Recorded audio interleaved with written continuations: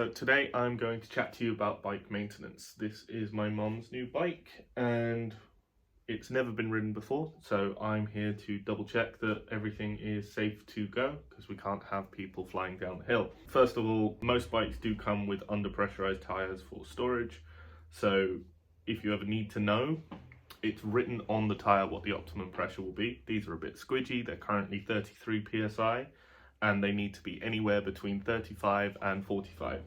The higher is the harder the tire, so if you're doing a lot of road cycling, 45 would be better. If you tend to be going on some more gravelly trails or anything a bit more rugged for comfort, you might want to go down to 35. I've checked the gears, there are 7 gears on this and they all seem pretty good. But if you ever do need to tweak the gears, there are 2 screws down here. So if your gears aren't lining up, you can tweak these screws. One has a minus next to it, one has a plus, and then that way you can just shift where the derailleur goes, and it can be a bit trial and error. Currently the brake handles, because it's come out of a box, you can't see actually, that's annoying.